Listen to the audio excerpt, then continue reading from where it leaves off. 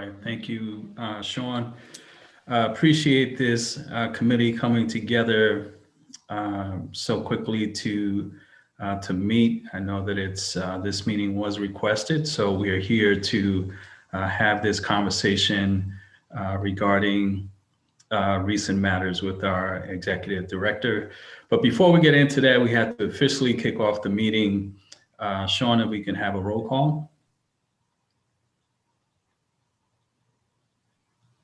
I think Jen, are you, Miss Emily, are you available? Go ahead. Yes. Chairman Figueroa, Present. Vice Chairman Rankin, Present. Miss Falave, Present. Mr. Cohen, Present. Mr. Rita, Present. Miss Di, It's pronounced D, but I'm here. sorry, Miss D, Mr. Fontaine, Present. Miss Swearingen, Present. Miss Ray. Miss Ray? Miss Ray is absent. No, she's here. She's here. Yeah, she So may be. you have nine present. You're all set. No, Miss Ray is here. I can barely hear you. Keep breaking up. Let's see what's up. Yeah, we, Ms. Ray, you've been added to the attendance, so you, the record will show that you are present. Can you hear me? Thank you. Yes, okay, good. All right, so before we kick things off, we only have one agenda item today to discuss. All right, actually, I'm sorry to interrupt, Mr. Chairman. I think we might have an issue here. Okay.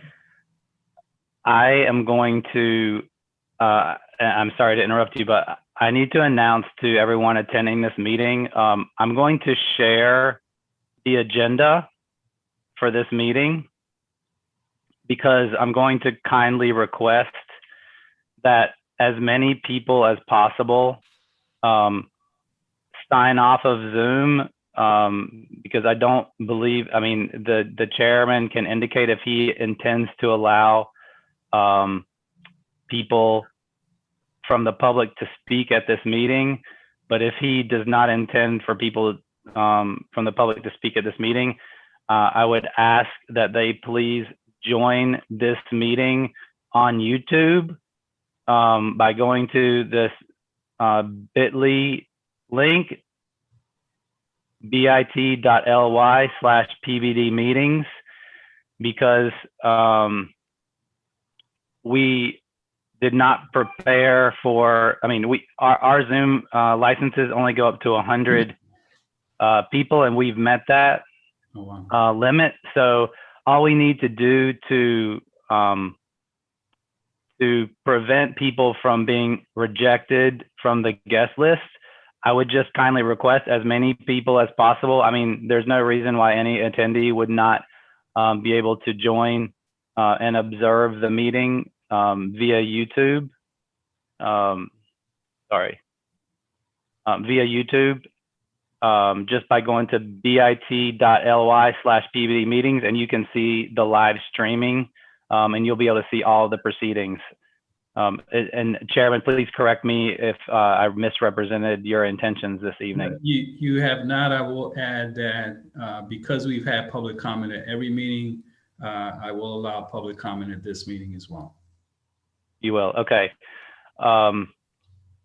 So I guess if you don't intend to public or request to comment publicly, I would just kindly ask that you please observe the meeting from YouTube so that those who would like to enter public comment are able to do so when the chair opens up the floor for that.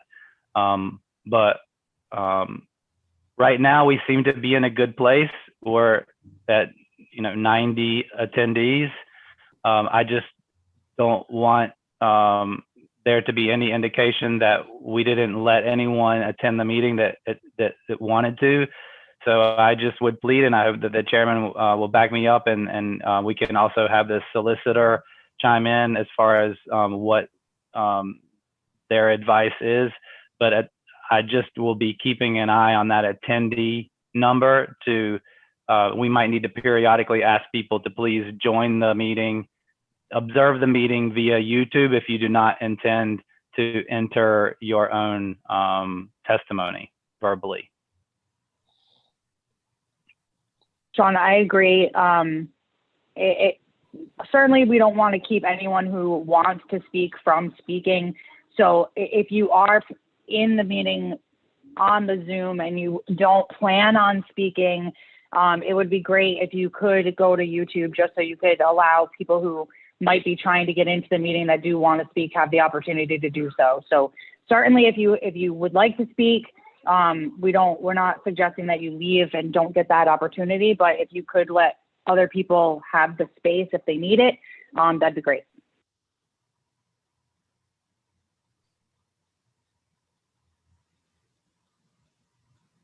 Okay, I'll let the chairman take it from here. We'll just have to keep an eye on that. And again, for those who may have just joined in the last few minutes, if you do not intend to speak publicly at this meeting, as the chairman has indicated that he will allow those who want to speak publicly, please go to this YouTube channel where you may view the meeting so that those who want to enter public comment can stay on the Zoom.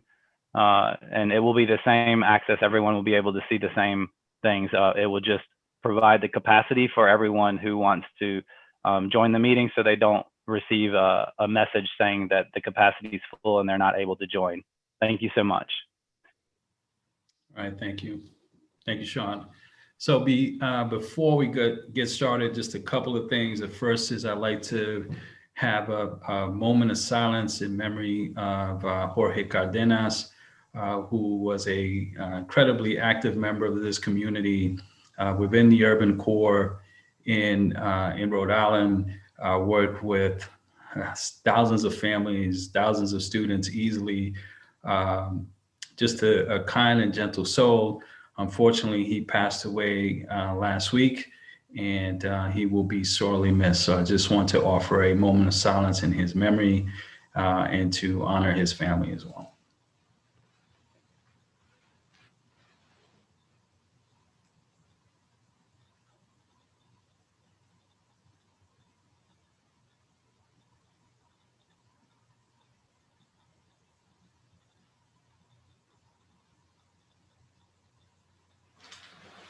Okay, thank you. So I'd like to just say a few words before we head into our agenda item. Obviously, we're here because our executive director, Jose Baptista, last week released a video that was given to us by the Department of Public Safety. We as a board voted to produce a report, but a majority of the votes stated that we would not release the video at that time and would actually forward the APRA request to the city, in which the city then responded that the video would not be released based on a recommendation from the Attorney General's office, as this is seen as a criminal investigation. So, you know, for me, as I think about what has transpired this last week, you know, I have some conflict because we have with Jamal Gonzalez's case, a criminal investigation in which the department did go ahead and release evidence video to the public. And yet we had this other situation in the Hanley case, in which was also a criminal investigation. But that particular video, we had to file a subpoena to get. So there's some contradiction there between how we've been able as an organization to get information from our public safety department. It's no secret that we have yet to resolve one complaint that's come into PERA.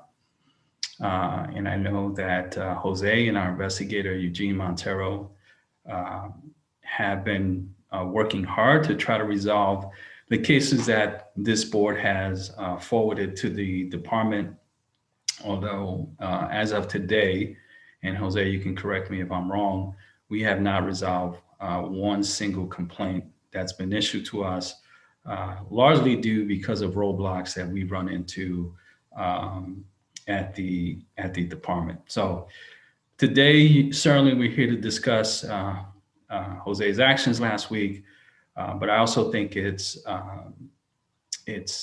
bigger than that, right? We have to think about our organization and the type of work that we're going to be able to do moving forward, given that we have all of these challenges that we face with trying to live out the mission of this organization. Now, we'll also add that there's the potential penalty that could potentially come to this evening would be a termination of the executive director. And I have a very hard time with that because here we have an officer, Sergeant Hanley, who committed some serious violations upon another human being. And this individual has not lost his job, has had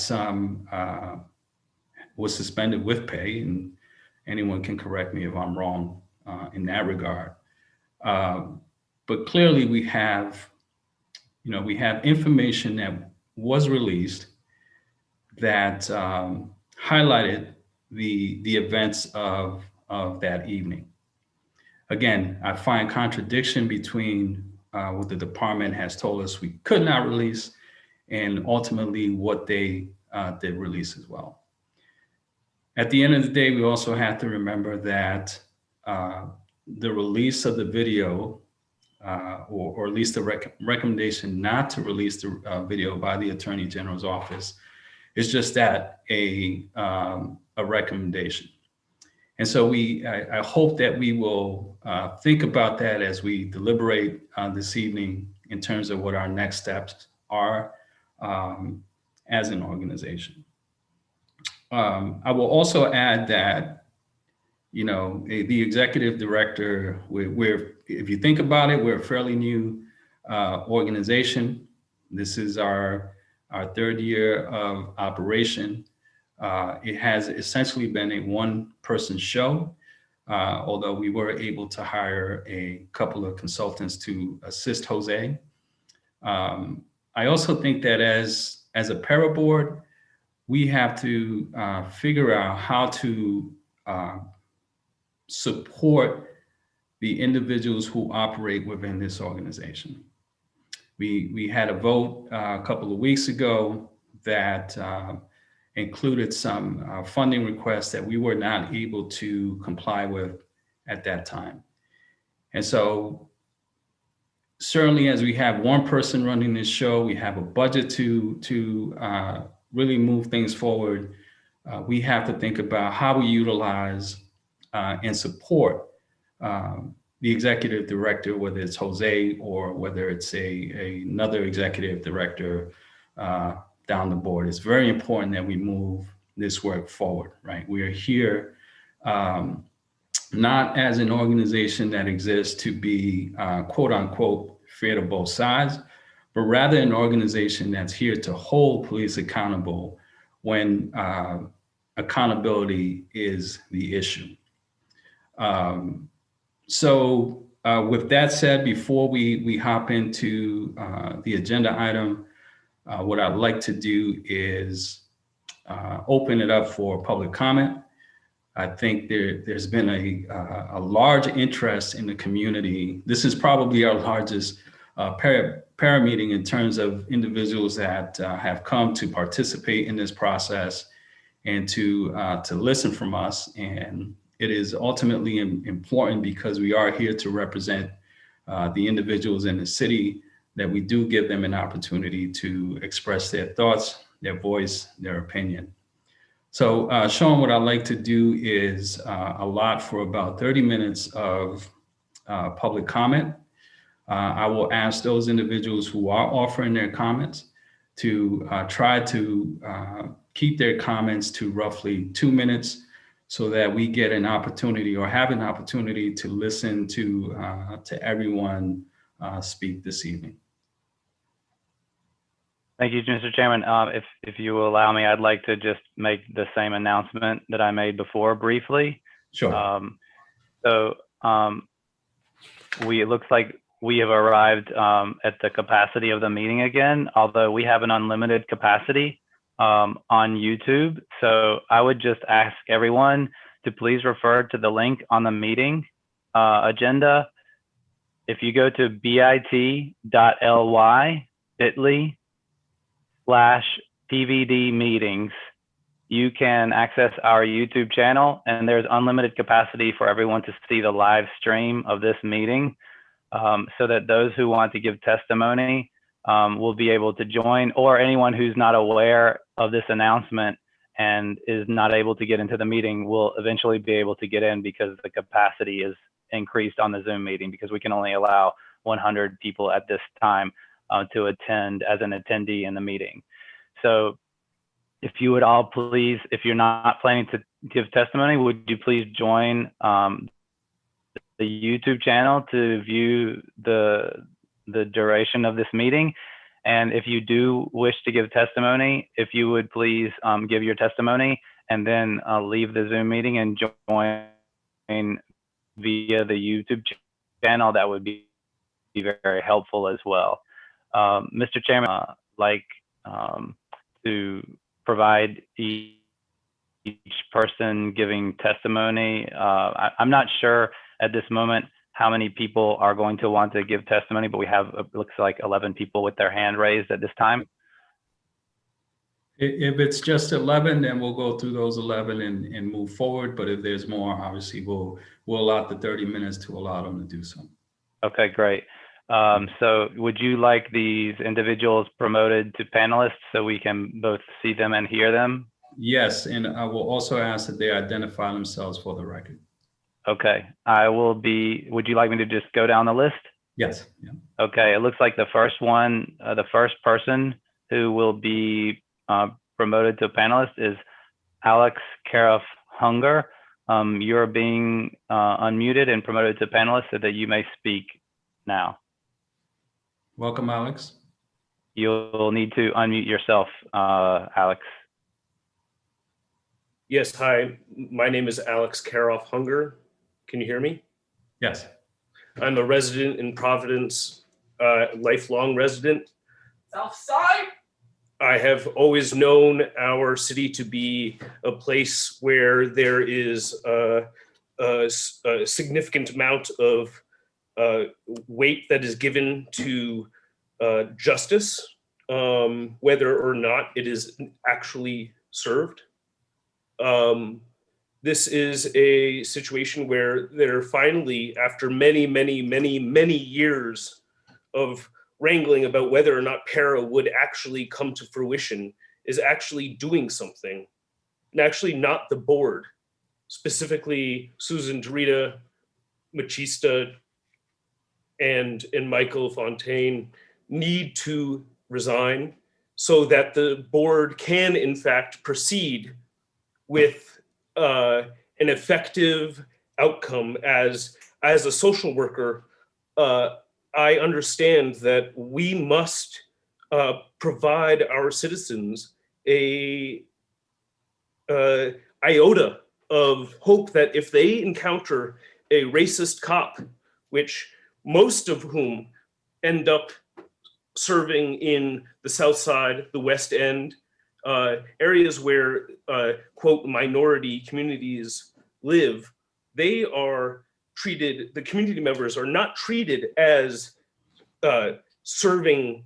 being served. They are in fact treated as incarcerated prisoners. And what Mr. Batista has effectively done is what the board could never have done, because we have members such as Susan Drita, Machista Rankin, and Michael Fontaine who continue to stonewall the well-being of the community that we are here to protect.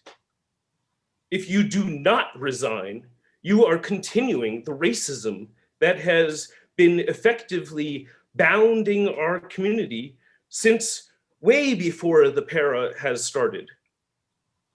Do not end up closing out this community when this is the time when it's on you. It's on you, board members, because if there is such a thing as Black lives mattering, brown lives mattering, it must not be held down by the systemic racism that continues to affront the community. Shame on you. Okay, thank you, Alex. And thank homeboy Batista. Thank Yes, him. thank you for Mr. Batista, who has done an He incredible. put his neck on the line for our community. All right. Thank you very much, Alex. We'll move on to the next person. That's what.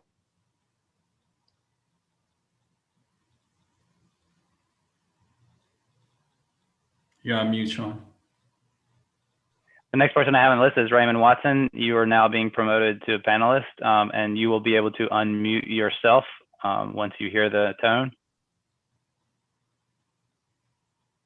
Greetings, Chair and Board. How are you all doing this evening? Before I get into my remarks, I want to ask, why aren't Fontaine and Cohen, why don't they have their pictures up? I don't understand this. This is the community you supposedly represent. Show your face when we talk to you. It's called respect. And take your hand off your chin too. Sit up like a professional. That's what you're supposed to be, right? Mr. Watson. Let me stop. Chair, you said everything I wanted to say, so I'm not even going to get into that. I want to speak to this, right? I want to understand how this board came to the decision in the first place not to release that information. I'm in this community, all right? I'm in this community, grew up in this community. So I don't want to hear that the police need to be, because they're out of control. And today I'm not only talking to you as a community member, but chief of the Mashipaug-Narragansett tribe. Why? Because the young man Jamal that got hit, even though they're saying they did it, is a Narragansett Indian. So because this board is choosing not to hold police officers accountable, now people from my nation are getting injured. So let me just go down the list, because there's a couple of individuals we have concerns with. Machiste Rankin, I ran the Mount Hope Neighborhood Association for 9.5 years, did countless community police forums, have been involved in countless community events to build relationships between law enforcement and the community. Supposedly you're from the East Side. Supposedly you're here, I guess, representing that community. But in the 14 years I've been involved with Mount Hope, I have yet to see you at anything dealing with community police relations. Why are you on this board? What is your background that leads you to be on this board? Because it's not being a representative of the community. Mr. Cohen, as I understand it, you used to be the head of the police union or a police union or something like that. How are you on this board? How are you giving a biased opinion, unbiased opinion? You're not. Mr. Fontaine, you still got your thing blocked. You live in Barrington or wherever you live. You're from Boston. How are you representing the Providence community? You're not. The three of you need to go. And Mr. Reader, with all due respect, I heard you on some police advisory board for the City of Providence Police Department. How are you giving an unbiased opinion on this board? Chair, you said it correctly. This board has not accomplished anything. It has not resolved one case. But what it did do was vote to not show the public a police officer beating on a handcuffed man. That says to me that police officer is a public safety hazard. So why is this board not telling the community about a public safety hazard who's still on the force and still getting paid? I've been an ED. I've also been a board member. I know as a board member and as an ED, you want the support of your board. And as a board member, you give your support to the ED to get their job done. That's it. Whoever voted against sharing that, those 3 or 4 people I just mentioned, you ought to be ashamed of yourself and pay attention. Listen to me. The community's paying attention to you. You keep protecting this nonsense that's going on, and it's going to get very uncomfortable. Very uncomfortable. Mr. Watson. Social media, protest, what we do is what we're going to do, but we're going to direct it at the people that are making our community unsafe. Take my words. Thank you for listening to me, and peace kanash. You'll see me soon. Thank you, Chief.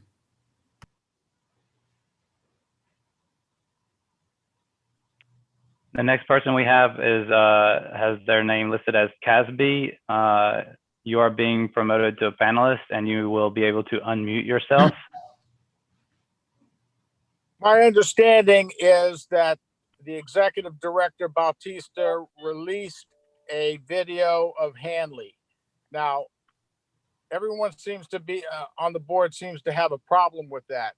And I don't understand why, because the George Floyd video was released and the nation got to see it. And that defendant cop is still going to receive a fair trial. And the guy who was murdered, saying he can't breathe, selling cigarettes singly on the streets of New York, his video was broadcast across the nation. And the cops who were involved are going to get a fair trial. The issue here is the community was led to believe that what Officer Hanley did was a misdemeanor, that he punched somebody. But full disclosure was not made. Full transparency was not made. If the community knew that a Providence police officer did essentially the same thing as the officer in the George Floyd case by putting his knee on the neck of a black man who's on his stomach and handcuffed with his hands behind his back, the community would be outraged. And I am outraged that this board has not been more supportive of Jose Bautista, whose mission is on behalf of the community to make a change. And that change is being thwarted, in my opinion. I have sat in silently on 3 PERA board meetings, and what I see is the board obstructing the executive director's strong desire to carry out the community's mission. And I think this board does need to stand down, and I join in the call for the resignations of this board. Either get together and support your executive director in the community, or resign, because you're not connected. You don't seem to be connected. I conclude my remarks. Thank you, Casby.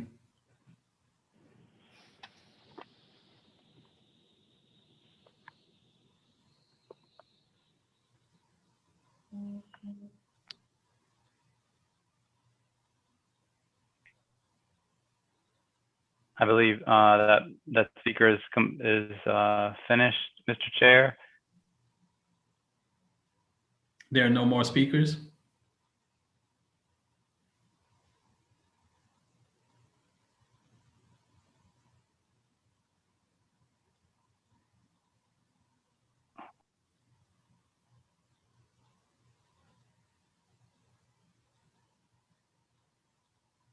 Sean. Frozen. Frozen.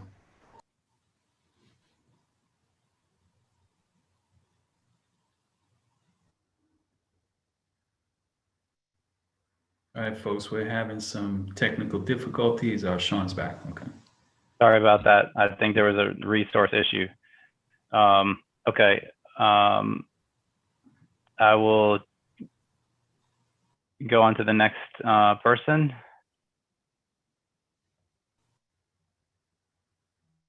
I have a Tyrell Stevens. You're being promoted to a panelist. Welcome, Tyrell. You can unmute yourself. Hello, everyone. My name's Tyrell Stevens, and I just want to thank the community for this opportunity. I would say that I am a bit concerned, and the reason why I say this is because I'm thinking, is there other footage that is being kept from the community that is not being presented unto everyone? And me personally, because I lead a youth voice group with the city, I tend to get concerned. I really, really do. And I feel that Jose Bautista, I haven't met him yet, but I feel that he felt that he was selling out the community by not releasing this information. So that's the reason why he left. He ended up sending it out to the community. And we have to realize that. We have to realize that police brutality cannot go on in the city. This is something that can't happen. And for people that think this is okay, You should be ashamed of yourself. You should absolutely be ashamed of yourself. And there's a whole bunch of people on this call line today. And you have to realize that if you're on this call for the wrong reason and you don't see this and you can't open up your eyes, you might as well log off. There's no point of you even being on here. This is a city where our young people are looking at this and we're being raised and young people are being taught in this city and they're seeing the police brutality that's going on. So now they got a bad picture of a police doing this and a police doing that to citizens in Providence, to residents in Providence. So now when they get older, they don't want no parts of the police department. They don't want no parts of the police. And we have to be able to realize that. And I know that's the reason why Jose ended up releasing the footage, because he's seen that he was selling out the community by not releasing this. We all see what's going on around the United States of America right now. We see the racism that's going on. So this is something that really needs to be addressed. And I even want to address this where people say, oh, all lives matter. I understand that. But the Black lives in the community isn't being treated like they matter. So that's why the community says Black lives matter as well. So I just want to share that out on today. And I want to let the community know we have to be able to come together. It's our constitutional right to be able to have freedom of speech and share what needs to be shared and let the community know what's going on. We got to pick our heads up and wake up. It's time to wake up. Thank you for this opportunity. Thank you, Tara.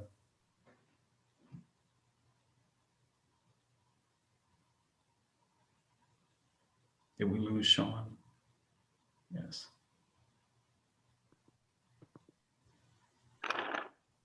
Oh.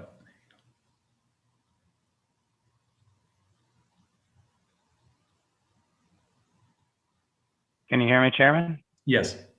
Okay, sorry. Should we move to the next panelist? Yes.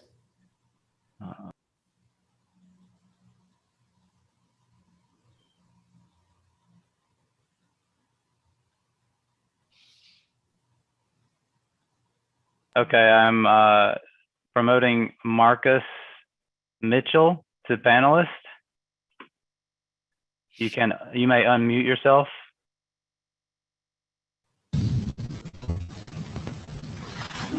Good evening, everyone. Thank you for giving me this opportunity to speak tonight.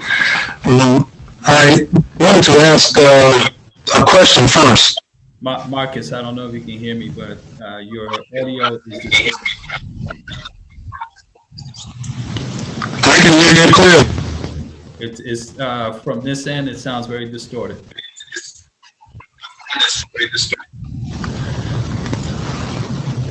Could I ask to pass this on to the next speaker, and I'll see what I can do on my end?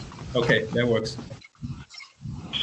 Sure, and I might just suggest also, it's a good opportunity. Sorry, I can go ahead and make this announcement again. For anyone who is, hold on one moment.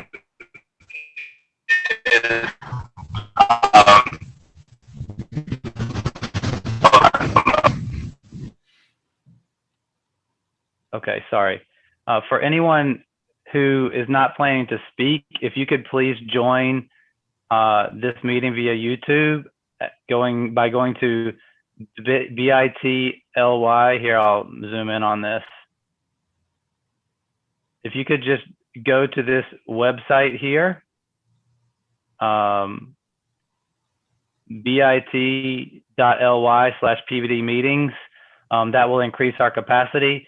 And also for the speaker, Mr. Mitchell, if you are having trouble with your audio, this could be helpful for other people that might not have as much bandwidth. You can join via phone using these credentials, and you won't be on video, but your audio will just only be using a telephone, and so it doesn't matter whether you have good internet or not. And you'll be told what keys you can press on your phone to raise your hand. So this is on the agenda. If you have the agenda with you, you can refer to these numbers, dial either of these numbers, and then enter the webinar ID and listen to the prompts for what to press to raise your hand. Sorry, Mr. Chair, for taking more of your time with that. But if people would join via YouTube, if you don't plan to give testimony, it will give us a lot more capacity. And we'll come back to Mr. Mitchell shortly. Thank you, Sean. And Mr. Mitchell, if you press if you look at the lower left-hand corner at the microphone, there are also ways to join the call using your phone audio. I'll move on to the next person who is listed as Christy. Christy, you're being promoted to a panelist. If you will unmute yourself, we'll be able to hear you.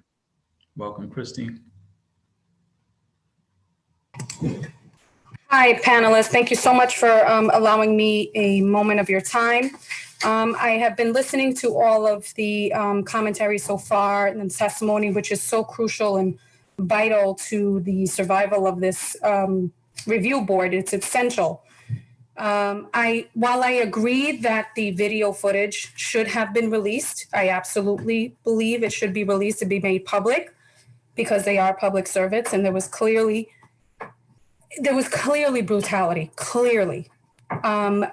That the purpose of this particular meeting is to determine whether or not Mr. Batista abused his power. He, in fact, did abuse his power. The vote was not to release the video. While his intentions were good, it was not okay. He is an executive director. The entire board supports him. You voted not to do it. He did it anyway. That right there, you can be sure that you should have no confidence in this gentleman. He needs to be able to be collective with all of you.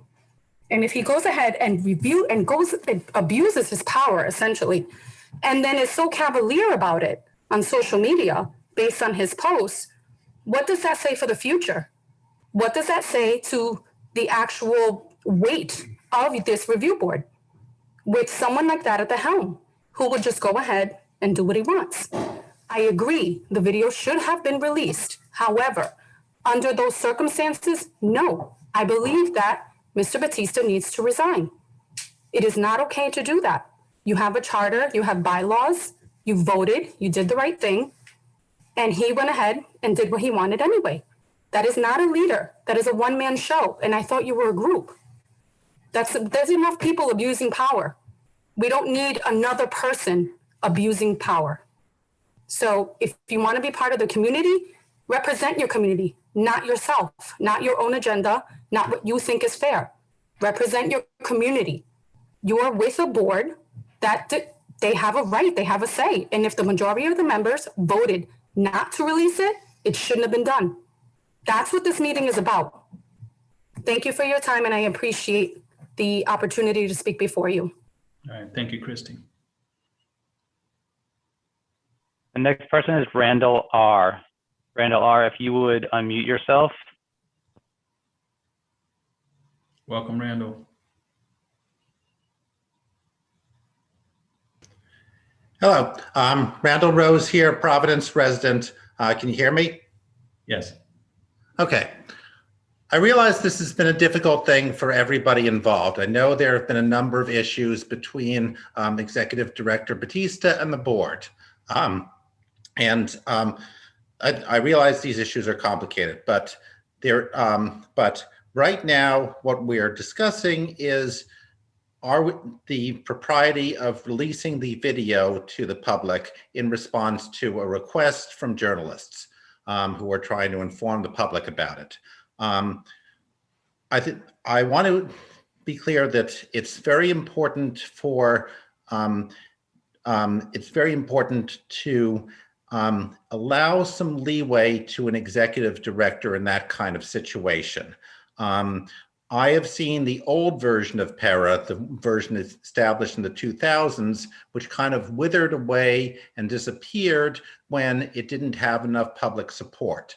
There are times when an organization like PERA needs to do something dramatic in response to stonewalling from the police to make sure that we get public support. If PERA simply plays along with what is told by the Attorney General, that there's a criminal investigation, we can't release video during a criminal investigation, I'm sorry, but that's the same excuse that's always been used to hold back public participation. in every big city around the country, they say, we can't release video of police misconduct. It's a criminal investigation. And then the investigation goes nowhere. And because the video has been kept in secret, there's no public outcry. And the police officers who abuse people just get away with it. There needs to be some publicity for this kind of thing. We can't let that excuse of it's a criminal investigation always be the final word, because whenever that's been accepted as the final word, that they can't release things during a criminal investigation, they do their criminal investigation, they press no charges, wrap things up, and the public never gets to have any influence over the process. I realize the board's role is important, but the ED is an executive position. And somebody who's in the executive position needs to have some leeway to realize, they're just stonewalling PERA. They are not allowing PERA to be an equal partner in investigations. They are not allowing PERA to have the role that it should have in overseeing the police department. They are not allowing PERA a lot of the things that PERA needs to function.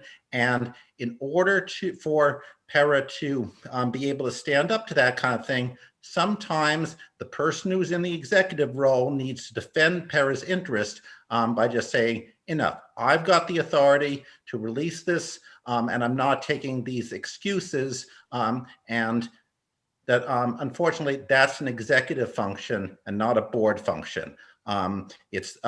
If you have to get the executive and everyone else to agree that to agree about this, then unfortunately these smooth excuses that we keep hearing from the police and the attorney general, no, it's criminal investigation, no, we're taking care of it. Those smooth excuses are just going to continue if you have to wait for everybody to be on board. And the wise thing, I think, for a board to do is give some leeway to the executive director on that. Because I don't want PERA to wither away again, I know that there are times when PERA just needs to do some pushback. When PERA keeps getting sidelined and not able to complete investigations, you need to do something dramatic to release evidence to the public that the public should have had in the first place. There's no good reason why the public shouldn't have seen those videos of Sergeant Hanley getting on somebody's neck and attacking somebody who's defenseless and in handcuffs. And it's not really going to jeopardize a criminal case, because in the normal course of things, they never bring a criminal case. A lot of us know that. So on the issue of releasing the videos, I think it's really important to give executive director leeway and respect his executive discretion. Now, I'm not saying that's the only issue. I know there are many other controversies, and this is a stressful situation that PERA is in. There are disagreements between Executive Director Batista and the board on other matters, but if you take any disciplinary action against him now, everybody in the community is going to see this as a signal that we don't like somebody standing up by releasing videos. It's not going to be seen as an issue of respecting the board's authority. It's going to be seen as an issue of respecting the police and respecting the corrupt stuff in the system that offers all these excuses for why we can't release the videos now and why we can't release the videos later.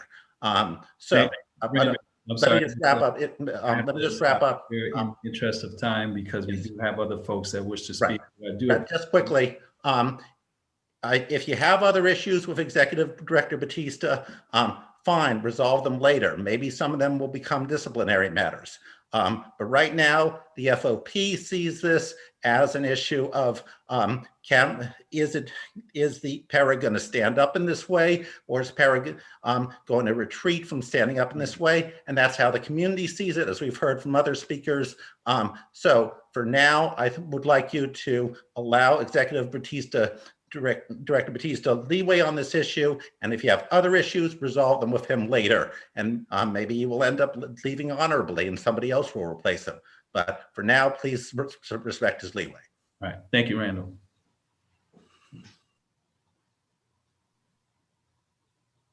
The next attendee is Angel Lopez. I'm promoting him to a panelist, and he may unmute himself. Welcome, Angel.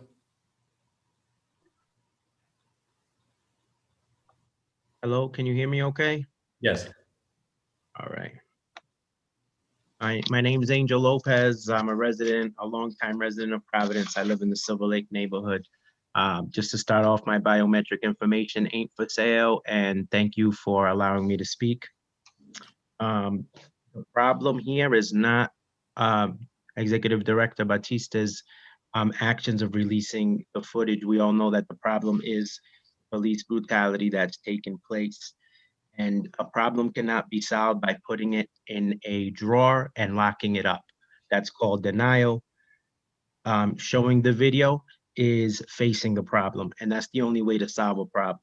This conversation that's taken place is pushing forward further denial, and we cannot move forward, to make sure that these actions that have occurred are prevented and do not continue to occur in our community. So it's not okay. The board should apologize to Executive Director Batista and to the community of Providence just for even holding this hearing instead of just taking the time to address the issue, and so we can continue to move forward. Thank you, and that's all I need to say. All right, thank you, Angel. I don't know if we want to try to let Mr. Mitchell speak again, or if he wanted to try to join by phone. Mr. Mitchell, do you want to try to unmute yourself or try to dial in via phone?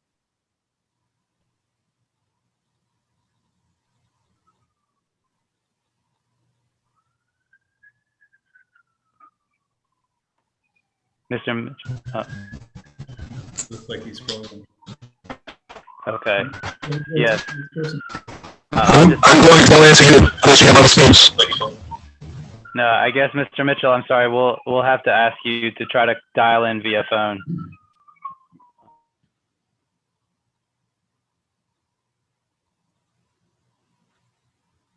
Sean, can you display that number one more time? Absolutely.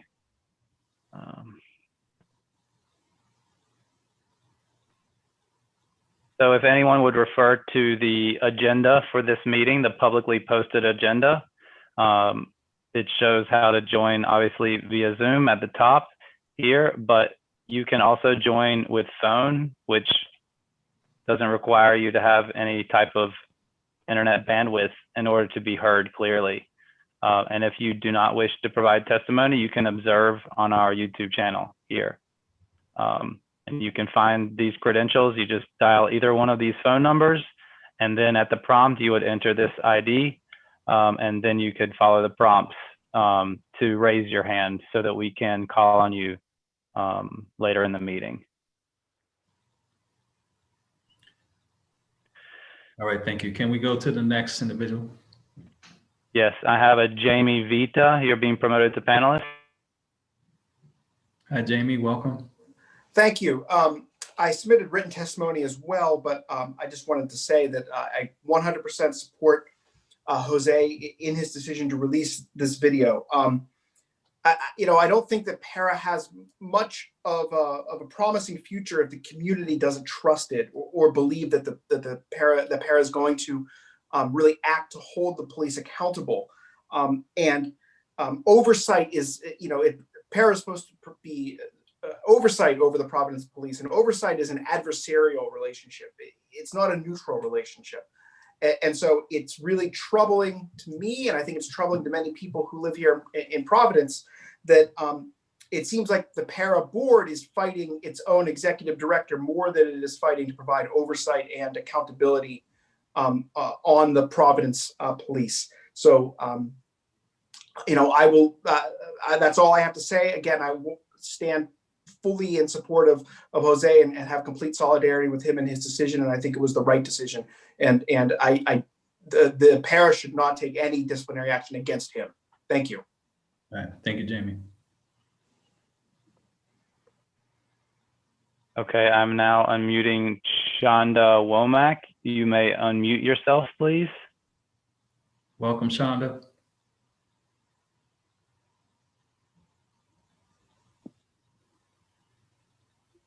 Hello, can folks hear me? Yes. Hi, Shonda Womack here. Grew up in the south side of Providence and doing a lot of educational work. I think there's a real huge disconnect. I'm not sure if board members of PERA understand or internalizing the mission of PERA in its existence, right? On your website, your role is to investigate allegations of misconduct. Your mission is to serve as a system of civilian oversight over the Providence Police Department. There is no neutrality, people. If your role interferes or hinders your ability to serve the community, you need to get off the board. That's number one. I'm in 100% full support of Executive Director Batista because he is not accountable to the board. Let's be very clear. There's a huge disconnect. He is accountable to the mission of PERA, to the mission. The PERA board clearly is not stewarding the mission. And that's why he had to do what he had to do to carry out his work with full transparency. For another person, for Christy, last name unbeknownst, to come here and talk about how he was about self-preservation, no. He put his ass on the line because there were members on the PERA board that continues to get in the way of his leadership, of him being able to fully steward with integrity, character, and transparency. If you all cannot do your job as PERA board members, y'all gotta go. I'm disgusted that we're even having a meeting to question and to ask ourselves whether or not he should be released. How dare you? He is the only one here who, by the way, put his ass on the line to say, hey, the community wants this. I am in stewarding the mission of PERA and I am releasing this video. You are questioning whether or not you should fire him when we have an officer on video who, by the way, is on leave and getting paid, just like our chairman said. So for the folks who are problematic, y'all gotta go. And I'm telling you, if he gets fired, they will, you saw some global civil unrest, there will be another pandemic in Rhode Island. Trust, we will organize. Thank you. Right, thank you, Shonda. Sean? The next person who's being promoted is Lisa Niebels. You may unmute. Welcome, Lisa. Thank you. Thank you for giving me some time to speak. I just want to say that I've lived in Providence, Rhode Island since 1977. And it's no secret that we've had a corrupt police department from back in the days when the jump out boys used to beat up kids behind the Star Market. The difference between then and now is that we have video and we can see what really happened. And I support Jose Batista in releasing this video so that the public can see what's really happening here in Providence, Rhode Island. And board members, to say I'm disappointed with your actions and your behavior is an understatement. You have been charged with protecting me, a Providence resident, from being abused by the police, and you're not doing your job. Thank you. Thank you, Lisa.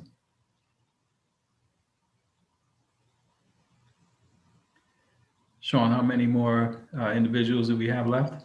We have 26 scheduled right now. I have just promoted Susanna Holloway. Okay. Susanna, welcome. Hi, thank you so much for letting me speak.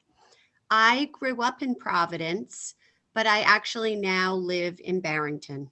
But the reason this is so important to me, even though I live in Barrington, is I deeply care about Providence, and all of our communities in Rhode Island look to Providence for guidance in how to conduct our government and our police force. Providence is very important because it is so large.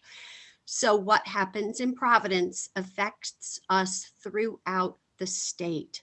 We also need to see how our Rhode Island Attorney General will analyze behavior, which is shown on a video, and how he will determine whether or not crimes are being committed. And if so, what crimes? Are these serious crimes or are these very minor crimes? And perhaps when he is looking at the video in the context of everybody in the state looking at the video, he might reconsider what he is actually seeing.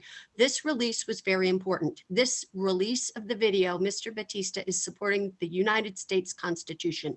This is democracy in real time. It's hard to see. It's easy to look back at Nazi Germany and shake our heads and say, oh, tut, tut, how could they let those brown shirts do those awful thuggish things? Well, you have to be able to see it and you have to be able to look at it in the context of our Constitution. And we have to be loyal, each and every one of us loyal to our Constitution and do democracy as John Lewis told us to every day. This is democracy in action.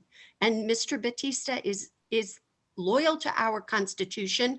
I think that the PERA board should vote to authorize retroactively his release, because perhaps upon mature reflection, it was the right thing to do. Thank you. Thank you, Susanna.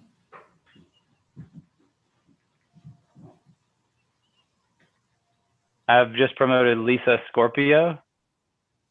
Welcome, Lisa.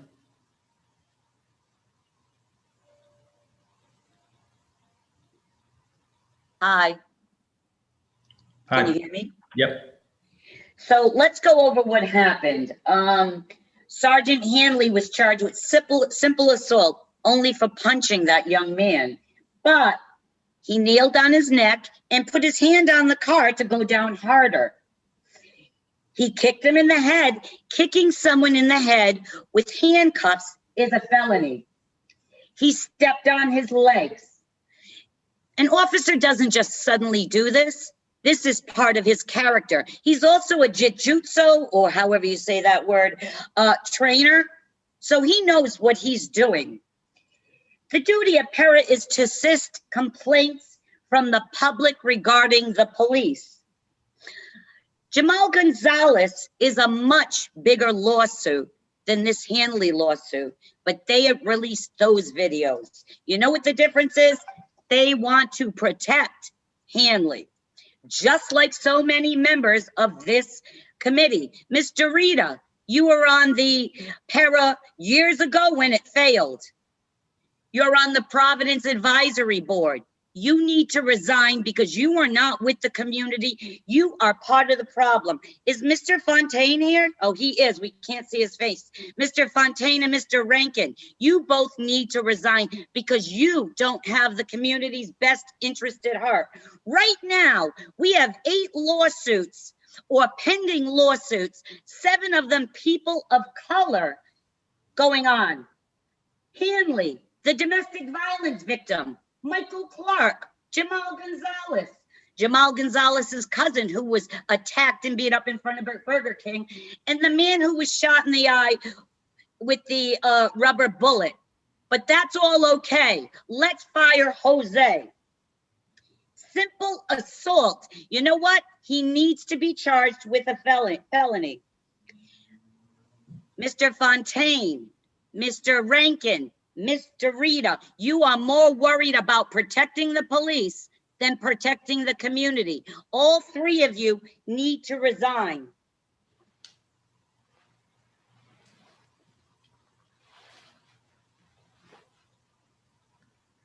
That's all I have to say. Thank you, Lisa. I stand with Jose Baptista. He is a hero in this community right now. We thank him, and he put his job on the line to do the right thing.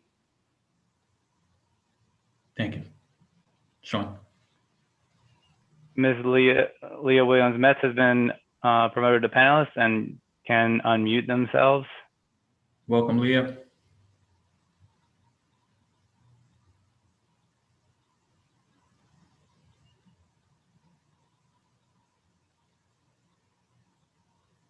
Leah, you're on mute.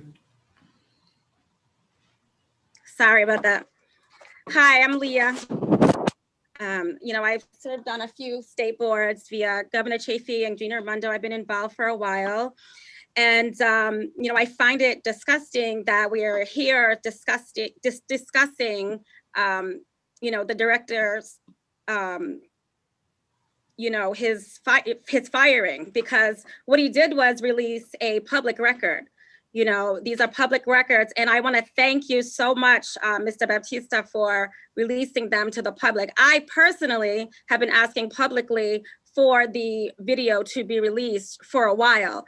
And the fact that, you released it, I thank you for that. And I feel like that is amazing. And the people on this board who are against it do need to step down, and that is Mr. Machisti. We have Karen Derrida, Susan Derrida, Michael Fontaine. You guys need to step down, publicly resign, because you are not with the community. You are not doing what the community needs you to do.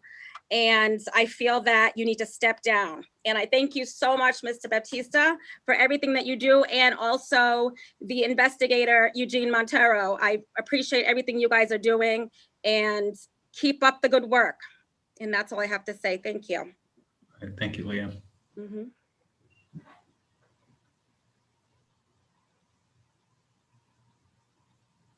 I've promoted Brooklyn to Sant. They may unmute themselves. Welcome, Brooklyn.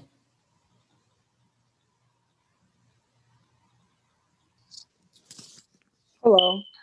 I want to first start by saying that the man who was choked to death for selling cigarettes was named Eric Garner, because someone referenced him and did not say his name. I wanted to make sure that was clear.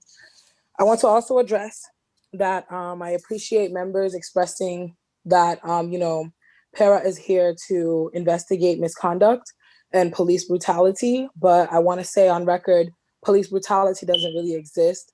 Policing is brutality. You can't have policing without having brutality. So while I, appreciate people saying that, PERA is here for that, and that's what they're investigating, just understand police brutality. It's not a thing. I'm sorry, but it's not. Policing is brutality.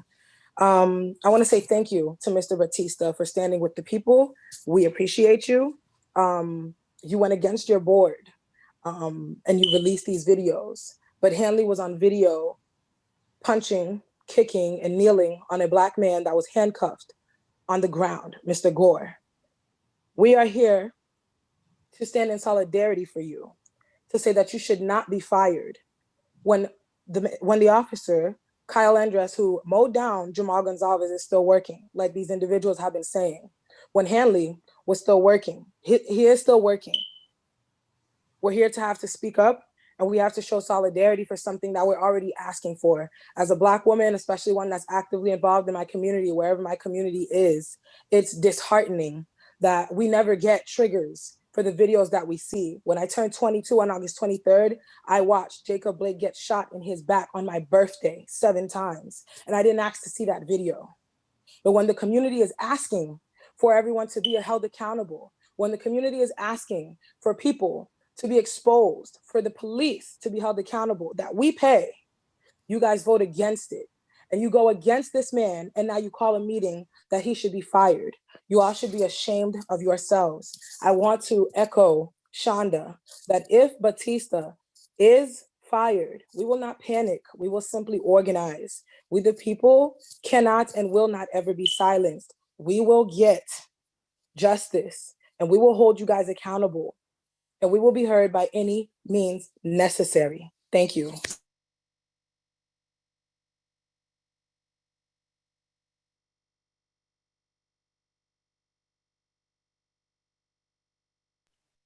Tiara Mack has been promoted to a panelist and may unmute themselves.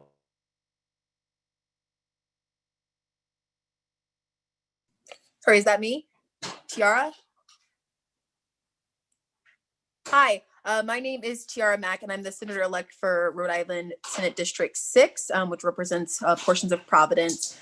And I want to first start by saying that a lot of the conversation that we've had tonight has really taken away from the real issue at hand, that the police department is in Providence is preventing, for whatever reason, this board from releasing the video of the incident that happened.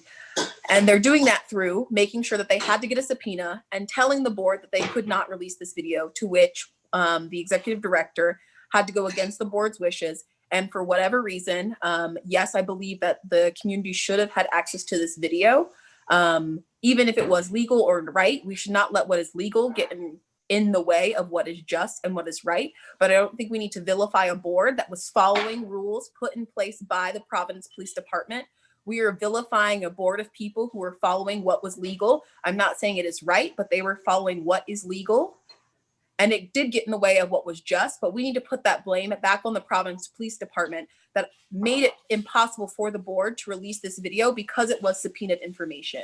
And that is the only reason why this board had to vote that they could not release the information, because legally they were not allowed to release the information. A lot of the information tonight is muddying the waters of who is really responsible, and it is the system of policing that we need to hold accountable for their role and making sure that we have divided the community between the executive director and their board, who are all in charge of keeping them accountable to police brutality.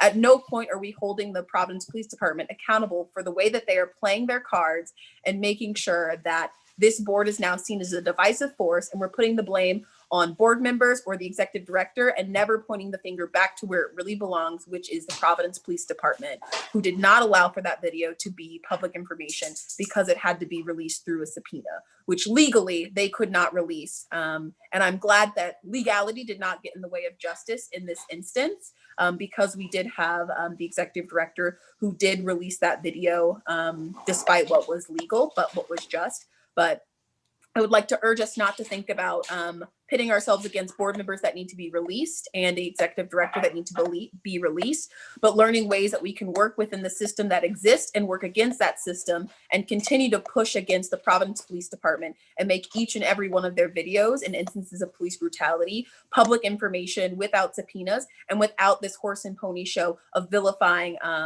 members of the PERA board, when it really is the Providence Police Department we should be vilifying in this instance. That is my time. Thank you. Yara, thank you.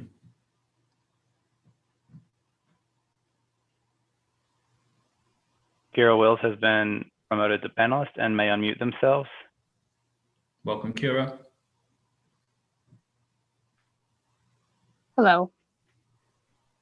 Yes, my name is Kira Wills, and I am a resident here in the city. Can you hear me? Yes. Okay. And turn the video on. Hello. The reason that I had wanted to speak today is because there are several issues that are coming to fruition right now that have culminated in us having this meeting for the dismissal of Executive Director Jose Batista.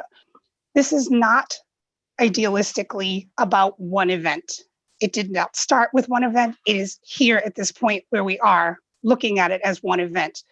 Due to the other circumstances that have come about, where there's been some hamstringing by board members and by the police department on different parts, if this were a three-legged stool, we'd find out that the other two legs are not in full cooperation. If they were, this wouldn't be the third or fourth or other iteration of the PERA board. The PERA board is supposed to serve the community. In his duties as the executive director, Jose Batista chose to think about the community that he serves. Taking the position in and of itself as the appointment to that position was difficult because he'd already had established relationships with many people within the police department, outside of the police department, within the community, and understandably was aware that this was going to change things. If we just went by ideals, this would be going swimmingly. But as Chairman Figueroa said at the beginning of this meeting, part of what has happened from the time that the PERA board has been placed to now is that resolution has not been found on the majority of issues put before the board to make things happen against complaints that the community has formed and put forward to you. To that, I ask that Mr. Fontaine, Mr. Rankin, and Mr. Rita resign. If during the operation of your duties as a board member, it is consistent that you will be hamstringing what is supposed to be an impartial position, impartial for your duty as a board member of PERA, set aside from the positions of your daily jobs and personal relationships. This is for the community. That is what the PERA board is to do. The facts of this specific case were something that should be known to the public because it is for our good. The purpose of the PERA board will also be looking at patterns of habits, patterns of information, lack of information, or access. His entire job is to demonstrate those things for transparency to the community. He represents the community. He does not represent the police department. He does not represent the AG's office. He does not represent singular views of individual members.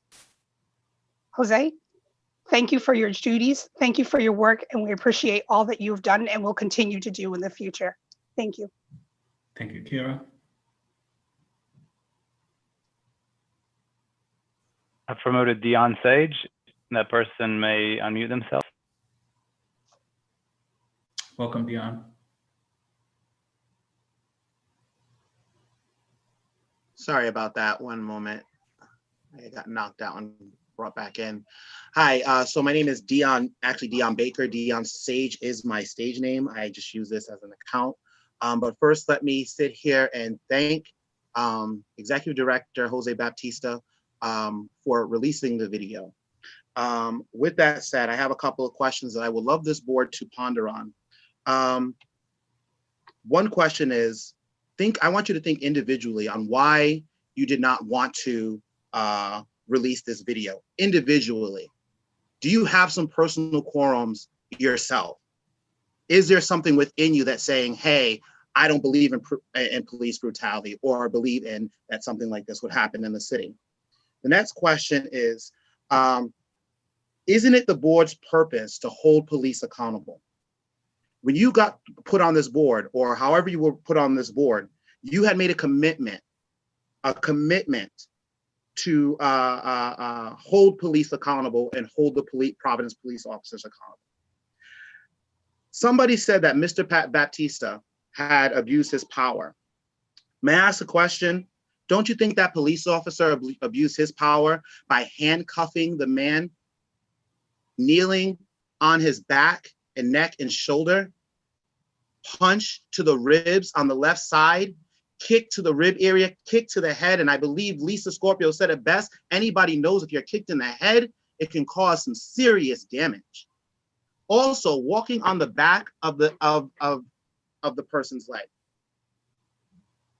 Listen to those facts for a moment.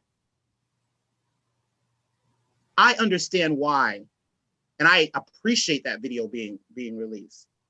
Also, it was also said that Sergeant Hanley had said, open quote, you want to be a tough guy.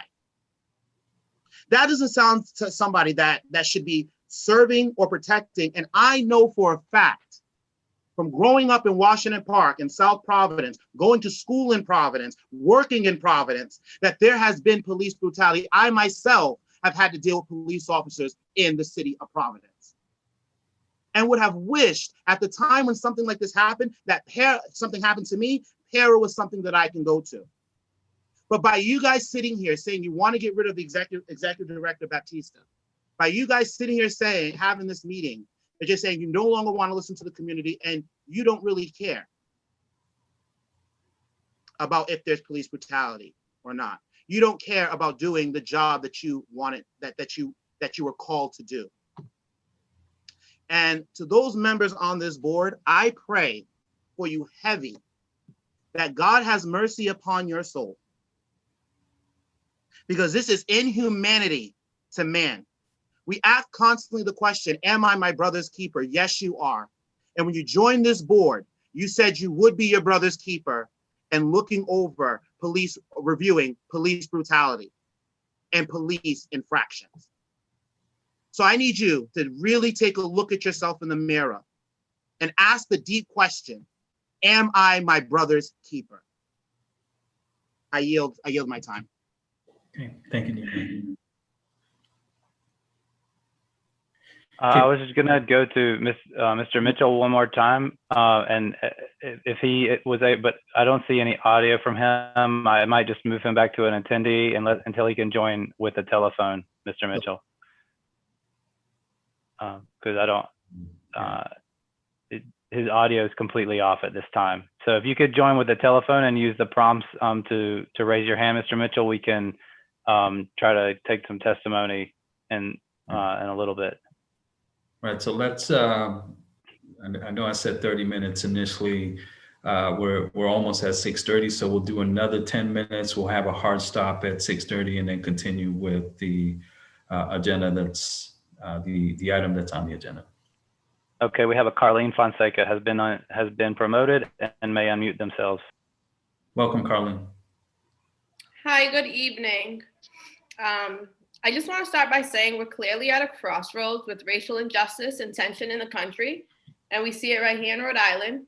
In 2010, we voted against removing the name Providence Plantations, and in 2020, we voted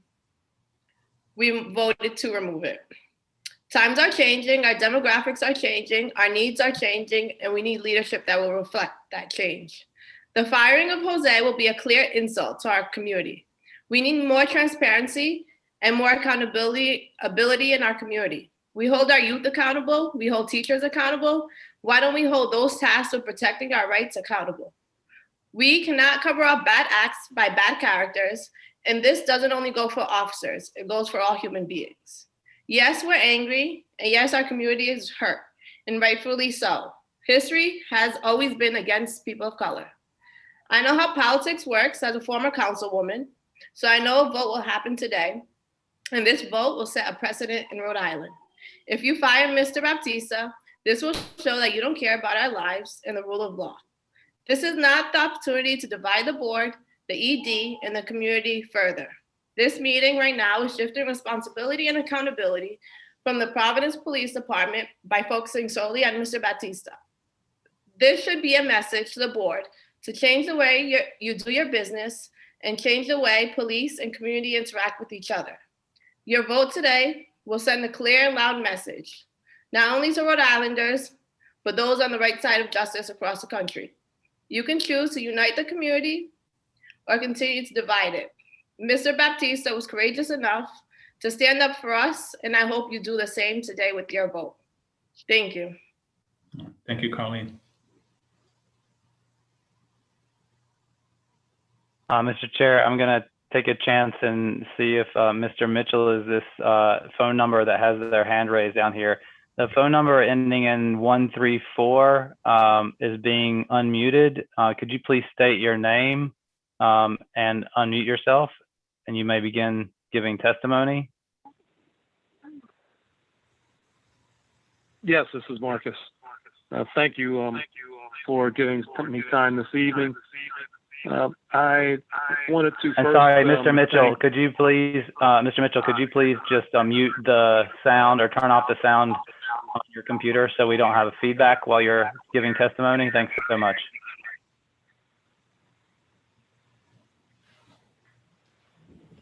Is that better? Yes. Yes, Mr. Payne, Chair, I want to thank you for your opening comments. I really appreciated those comments. I wanted to ask QFR a question for the record. You stated that this meeting was requested. Could I ask who requested this meeting this evening? When we head into our agenda, we will have that discussion. Okay, thank you. I'd like to say that I'm disturbed that it's taken all these months, 6 or 7 months, for us to get to this point. And there's the investigation. I think that this was progression of the process, and it brought us to where we are this evening. And I believe that Mr. Baptista was just following the mission of the commission, and that he's not in any violation, and he's certainly not in any, should not be in any jeopardy of termination or any disciplinary action. There may be some consideration on your internal policies, but nothing that should reflect on Mr. Batista and his service to this commission and the community. That concludes my remarks. Thank you very much. I know we're short on time. Thank you. Thank you, Marcus. All right, so we have about 5 minutes left. If there are any others, this is a time to hear them out.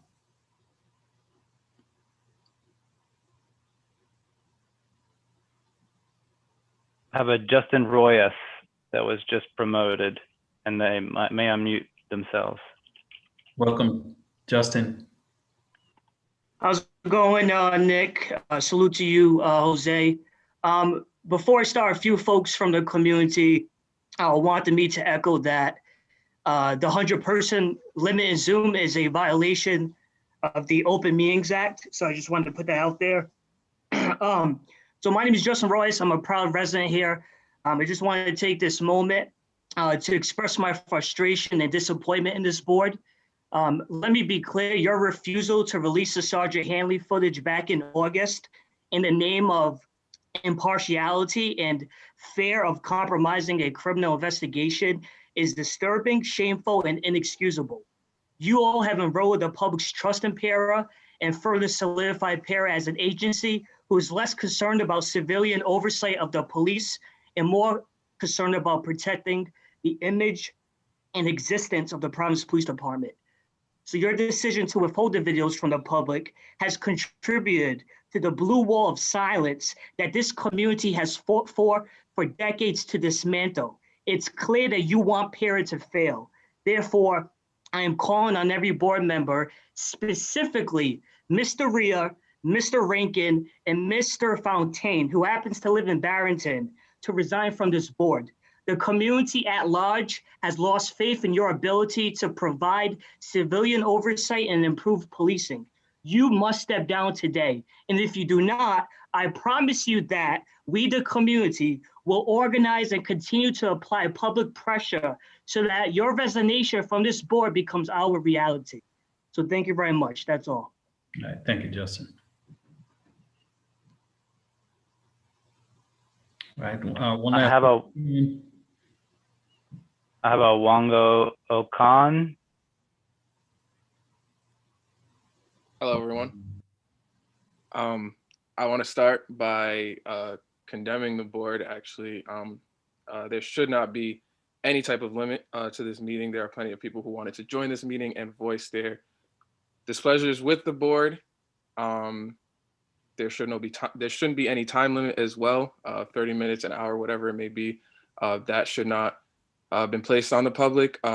You all are aware of how important and how many people wanted to speak on this and how many people were going to attend to this matter. So that should have been attended to before the meeting.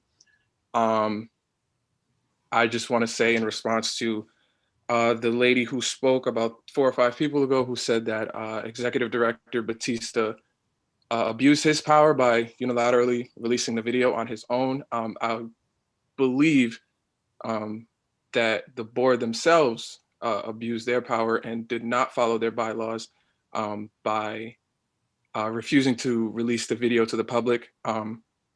It confuses me that the board decided to release a description of the incident, but not the video itself.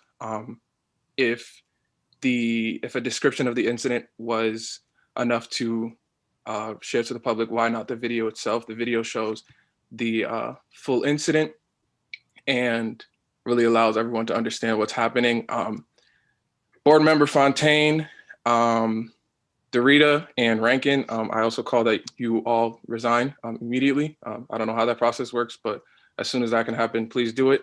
Fontaine, you do not live in Providence. I don't know why you're on this board. That's a question that I've been asking myself for a very long time. Dorita, you are very biased and just, you have no position here as well.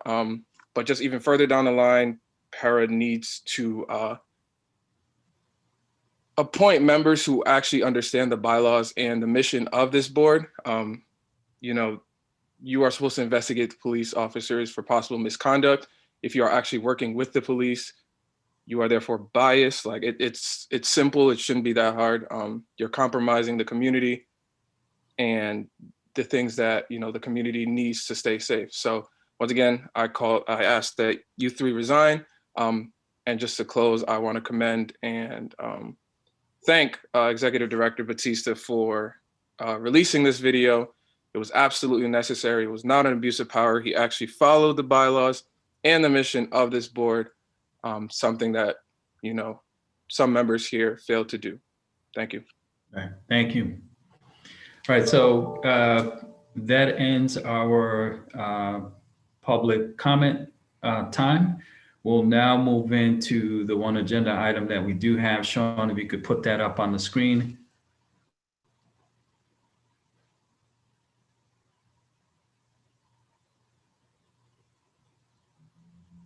One minute, sorry. No worries.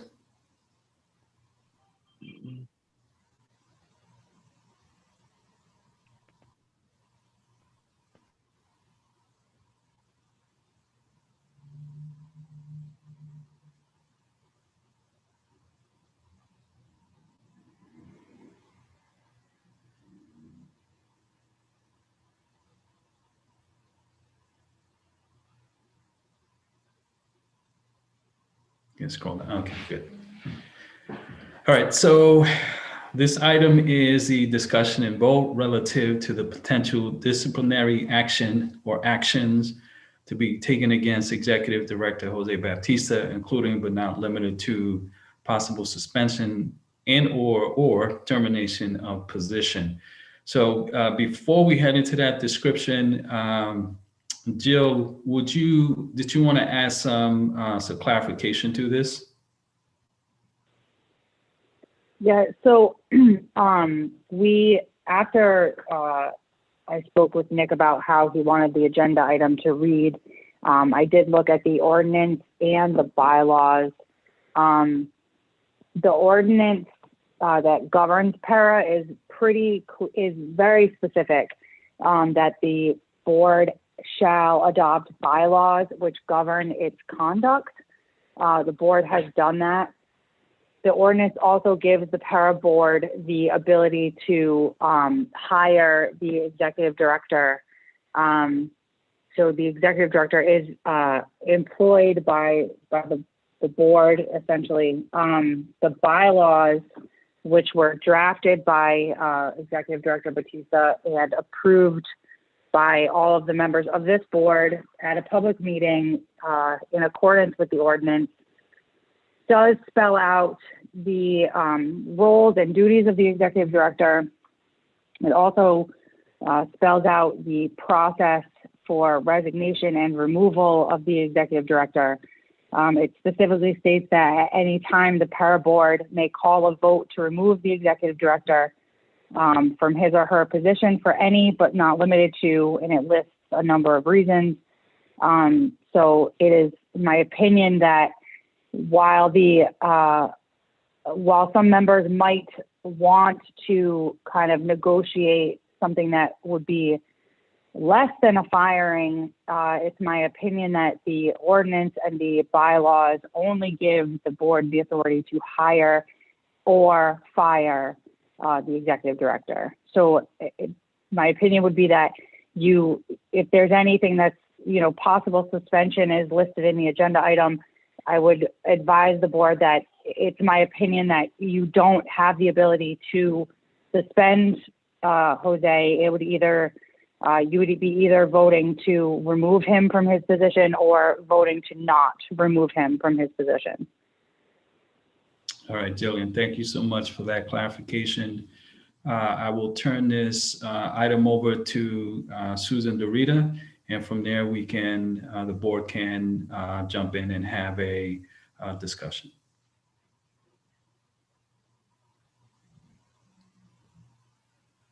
Mr. Chair, I don't know why it's being turned over to me. Just because this was your request for the agenda item. Which was requested by others as well. Okay. We can open it up to the board. Actually, and before we get into this vote, I think because there seems to be, and I hope everyone's still listening who had a comment, a lot of misinformation relating to what our role is and how we vote. And in this particular case as well. Now, this goes to me beyond this particular case, the agenda item, but this particular case as well. And I would ask our counsel, Ms. Baker, what is our mission and what's our authority? So the ordinance spells out the purpose of PERA. It gives the scope of authority, which is to create and implement community outreach, to review police department policies and training procedures, and to receive complaints of alleged officers' misconduct. The ordinance then spells out a procedure for which the board would review those types of complaints, which there's a number of options. It could be mediated, it could go to a formal hearing. But at the end of the investigation process, the PERA board is charged with providing the police department with a recommendation of discipline. So it says that within 30 days of the completion of an evidentiary hearing, the PERA board would give a recommendation of discipline to the chief of police, which would be based on a disciplinary matrix that both PERA and the chief of police would agree upon. And so that is the role of PERA.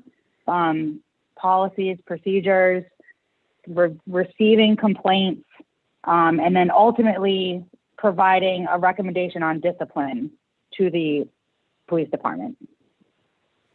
Thank you. Now, and again, I was not going to get into this, but since my name and other people's names have been invoked with a lot of misinformation, I feel compelled at this point to speak on this.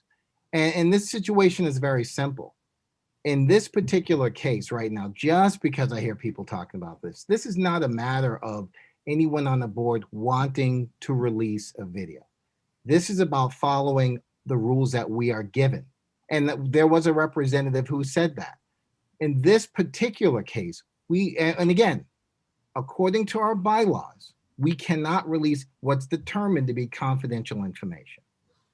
This particular video was subpoenaed from the Providence Police Department under one particular guise of what we needed it for. Now, the issue came up about, well, we should release it. The discussion was had, I don't think we can release it because it's confidential information that we obtained by a subpoena. This is not, a lot of people have referenced a George Floyd video. That was some individual person taking the video on the street. That was their video. They could post it. Maybe they did post it first. I don't know. But that's not what this video was. It was obtained through a subpoena. Now, the issue one after that was there might be some other liabilities to the board if we release this video because there's an issue. So what we should do is not release it and get an opinion through the city solicitor's office, and which is something that all the other city departments do. The opinion letter, it's not just, it's our opinion. It's almost like saying, since it's not in court, to get a court opinion or an opinion from a legal source that represents you as a city department as to, can we release this or not? Or is there going to be an issue if we do? We got word back saying you can't release it. So then that's when our executive director said, I'm going to release it anyway. That's what this issue comes down to. It doesn't come to anyone's desire to release the videotape. We all have children. We all, I don't care who you are, white, black, green, brown, or anything else. We all have encountered the police, and, you know, we all have, I guess most of us, or some of us, not very good interactions with them. It has nothing to do with that. It's what it has to do with, in my opinion, is if we're going to hold someone accountable for following the rules, we cannot disregard our rules whenever we just simply feel like it. And again, this isn't a matter of trying to keep something from someone. It's not a matter of, I want to protect anybody. It's doing our particular job as we are tasked to do it, and to be able to, with clean hands, hold someone else accountable for not doing it. The ramifications of not following the rules that were put in place for us is that this board will be disbanded. Now, I understand people's outrage about that. Oh, I think they should show it. Okay, I'm not necessarily saying that I disagree with that. But if you want that rule changed, go out to the and find, whether it's a city council, whomever, or whatever venue you're talking about, go ahead and make the changes to the rules.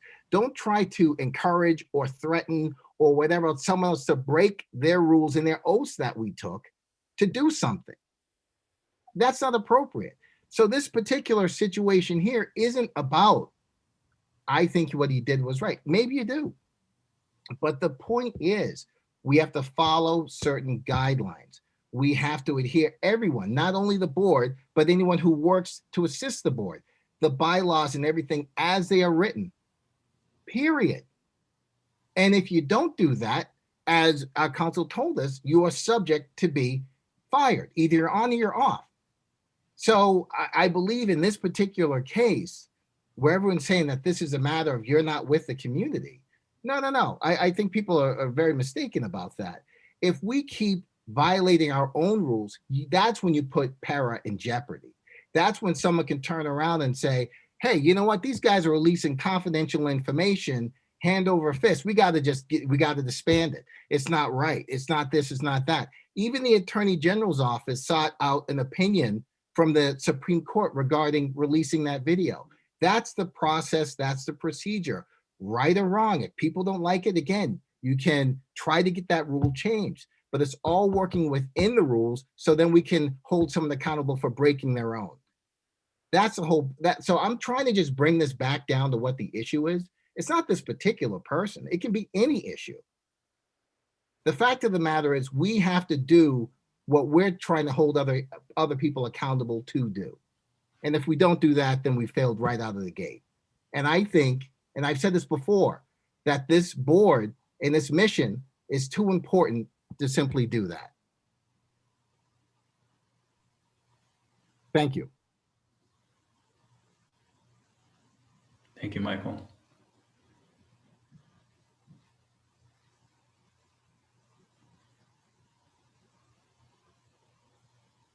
Any other thoughts or comments from the board?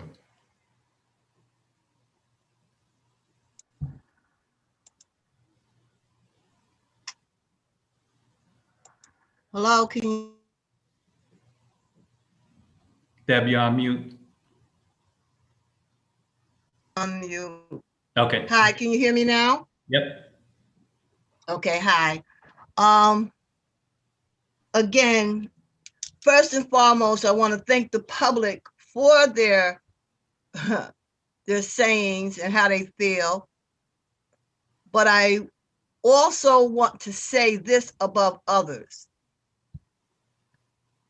I don't care where you come from, what you look like.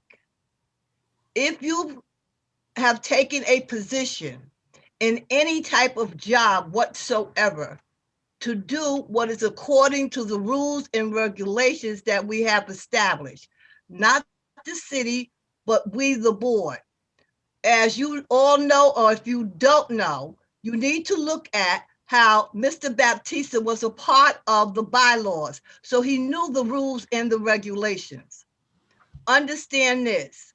We may not have told him our personal opinion, but we told him what is the law in the right way. Then we also went so far as to get the subpoena and told him to do so. The way it was sounding, and I wrote down everything that everybody was saying, including the ones that want to say, awesome job. In one aspect, yes, Mr. Baptista, it is an awesome job, but you disrespected the accountability and what we all stood up and took an oath for. No, we're not on one side or the other. We're on accountability. When police do something wrong, that they are held accountable. As the police officers, the bill says, and the rest of them, they still get paid. We need to change that. That's why from the beginning, the very beginning of this new PERA board, we had said we want to open and let you know what's going on. The city of Providence did not want to even give us a building or a place, and we fought for it. Mr. Baptista was there, as well as the former chairperson of PERA. So we got that. Now we're at 807. Ladies and gentlemen, across the world, when you are in a position of power, and you are given that power and you have the support of the board, you do not cut the board's throat. What do I mean? Every individual, whether we like one another or not, are in support of Mr. Baptista. We have a right to disagree, but according to the law in the city of Providence, we only can speak together at one open meeting.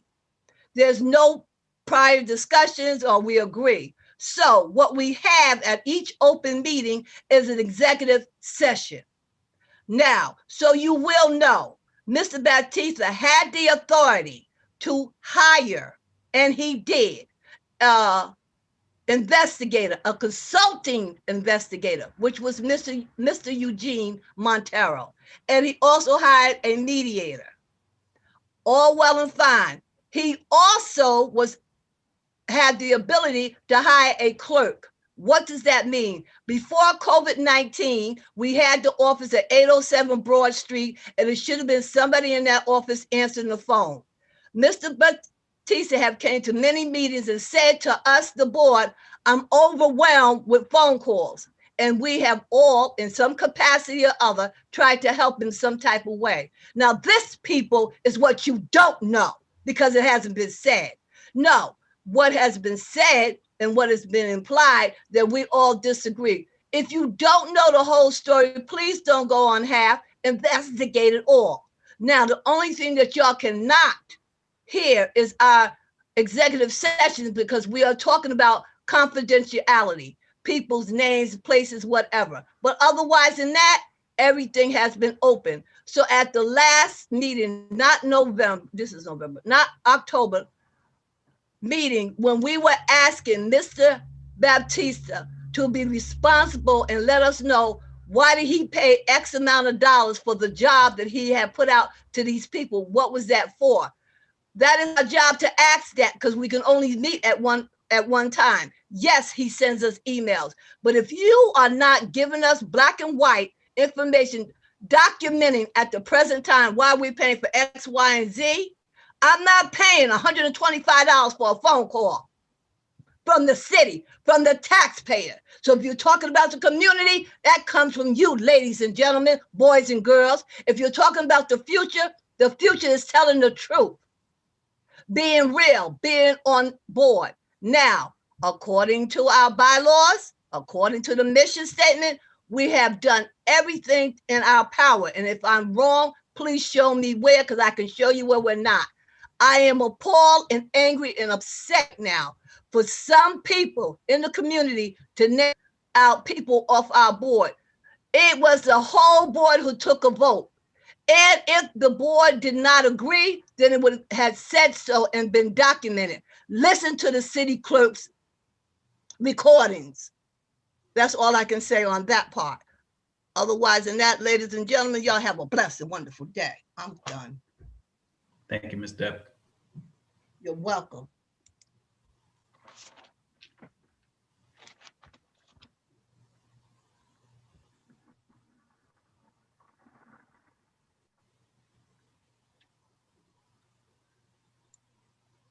Any other thoughts or comments?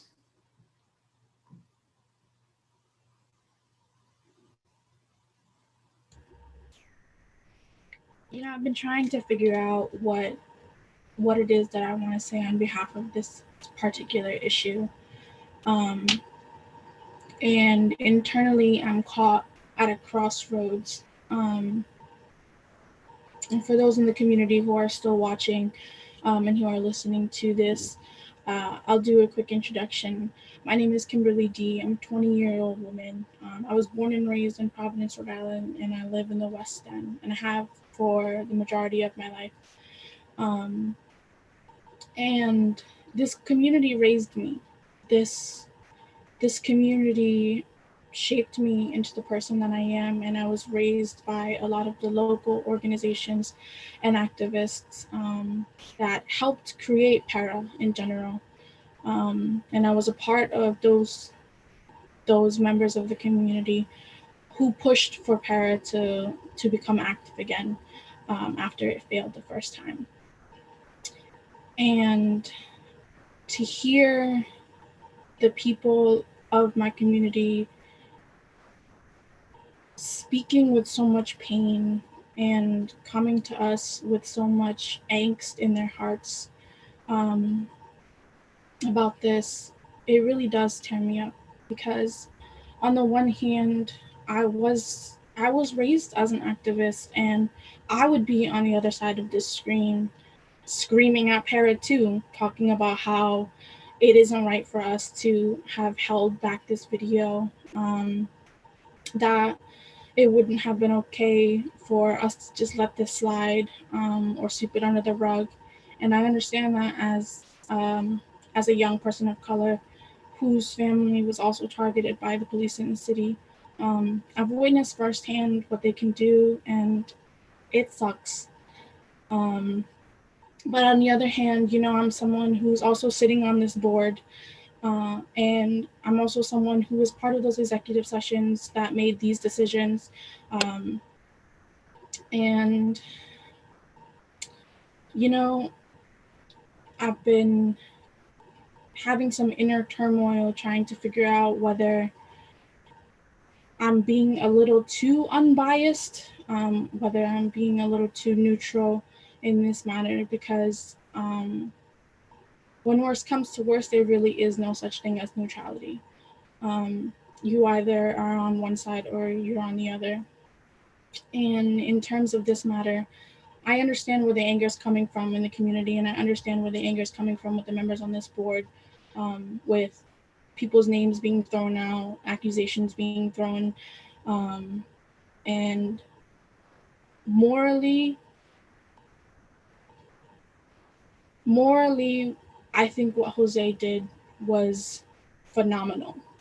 We had a discussion, you know, we talked as friends and as colleagues about what the repercussions for this would have been for him if he so chose to move forward with it.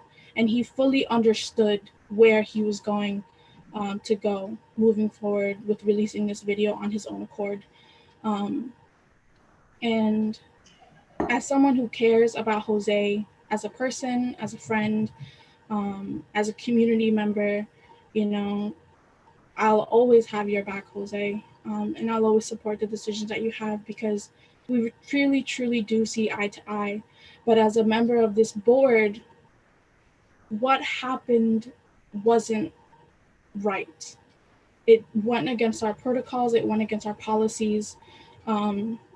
So it really, truly is catching a lot of us at crossroads. And I just want the community to know that we're not against you. PERA isn't an entity that hates the community that gave it its purpose in the first place. You know, we really are here for the people. We're comprised of people who came from this community. I don't know about everyone else, but when it comes to a situation like this, I want the community members to truly understand that it isn't an easy call doing things like this. And if you were to hear the things that happen in executive sessions and the discussions that happen in executive sessions, you would understand why. There are certain policies and regulations and all those technicalities that it's hard to bypass as a city entity. And I just want these folks to know that as people, we still represent you. But it really is hard as board members to get around situations like this. And that's all I have to say.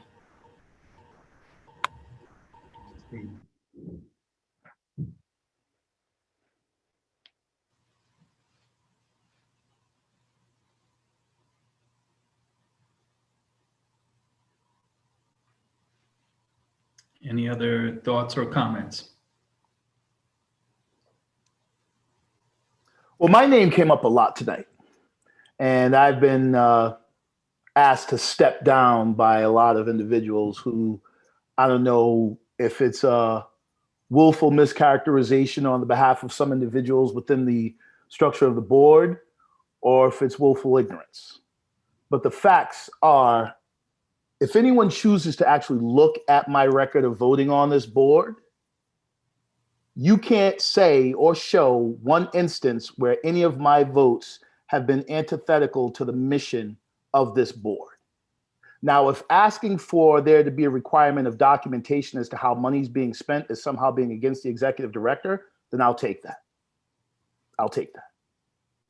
If being instructed by the city's law department that we couldn't show a video and figuring the long game versus the short game, understanding outrage, understanding reaction, understanding that people are pissed off. I'm a black man too. I've seen George Floyd, I've seen Rashard Gore, I've seen all the different individuals, Tamir Rice, everybody who's been murdered, and I feel angry too. But we've been given a mandate to follow rules. And yes, those rules piss people off. I get that. Nobody on this board, as far as I remember, said, we don't want to show this video to the public because we somehow care more about how the police are going to feel if this video gets out into the public. Nobody said that. And I would challenge anyone on this board to say that that was a discussion or a point of discussion or that came out of anyone's mouth. The reason why people voted to not show the video was because of the instruction that was given to us by the city law department and by the opinion that was offered by the attorney general. So if we're going to hold the police accountable, we can't act like them. I don't feel in any way, shape, or form beholden to the police. I don't have anything to gain financially from supporting the police. I am not harmed by anything in regards to the police. I volunteer for this board. I'm not being compensated for my time. I do this work because I legitimately care about what's going on. So again, if someone can show me where my votes have been to the detriment of this board, to bogging down this board, to holding this board back from its mission, please show me some solid evidence. Show me something empirical. And if you can show me that, then I'll step down right now. But if all you can offer is anecdotal evidence or because you're outraged because I didn't vote the way that you felt that I should have voted rather, or I didn't vote for something for us to keep throwing money at a problem that both the executive director and the investigator said we are having issues with getting access to. So instead of us spending a lot of time and energy on worrying about that, we should be worrying about why we're not getting the information from the police department. And there have been multiple discussions about why we weren't filing more subpoenas, why we weren't taking more aggressive action. But for some reason, the public has been led to believe that members of this board are sitting around telling each other, or at least saying to the board, we don't want to do that. We want the police to continue to act in an unfettered fashion. That's not true. That's a bold-faced lie. That's all I have to say. Thank you, Vice Chair Rankin.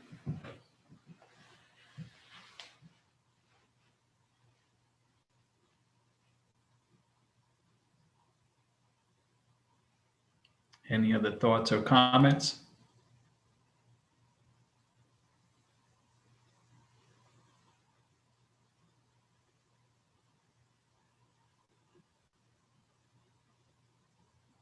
Okay, I'll ask one more time. Any other thoughts or comments? If not, would someone like to place a motion on the floor? Yes, can you hear me? Yep, hear you, Ms. Deb. Hi, this is Deborah L. Ray. I would like to end the motion at this time that we terminate the executive director, Mr. Jose Baptista, on the actions with the policy and the bylaws and the mission of this board. May I have a second? Second. Okay, we have a second, Mr. Fontaine. Is there a discussion?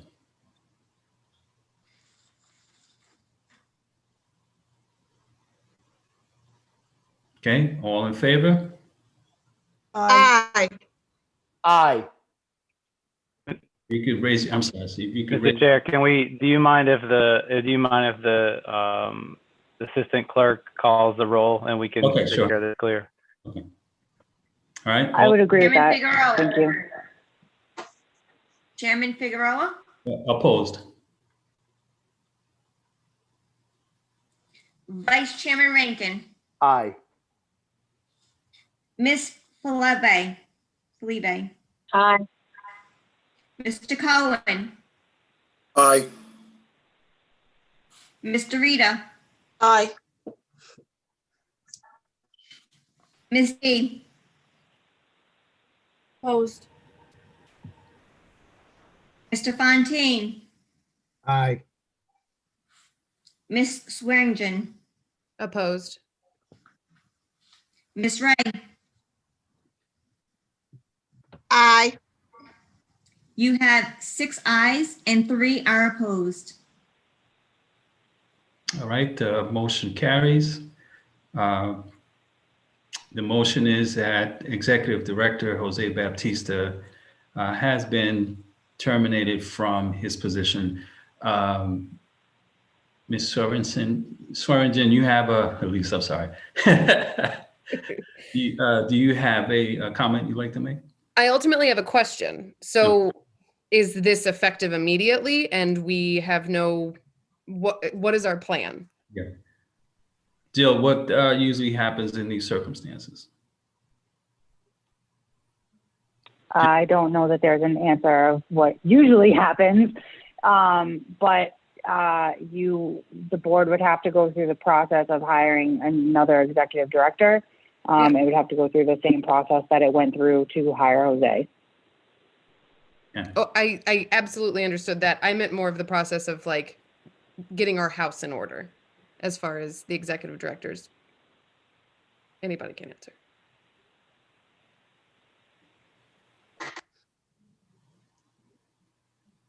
Am I calling on people?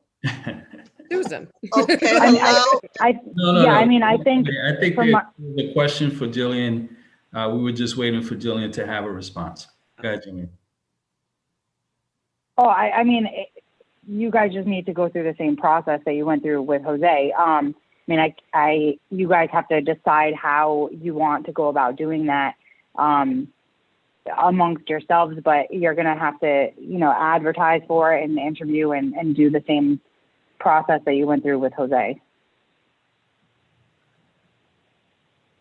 Got it. Thank you. Susan, you had your hand up. I'd just like to propose that we have a meeting next Monday night, if the clerk's office and Jillian, and the members are all available, so that we can discuss these matters.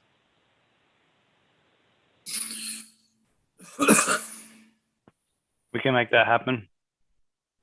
Thank you. Are all the board members available? I am not next Monday or Tuesday. Yeah. I think it's Thanksgiving week next week. Makes it a little bit harder. I have a follow-up question to Elise's. And so what does that also mean for our ongoing investigations or pending investigations? Is everything going to be sent to a halt or immediate halt right now? I'm more concerned about what that means moving forward for the folks who have filed complaints. Good question, Ms. D. I think at this moment in time, because this was the only item on the agenda, I'm not necessarily sure we can head into another realm of discussion. But I do agree that we do need to come up with a, some sort of contingency to that rather quickly. Jose, you had your hand up.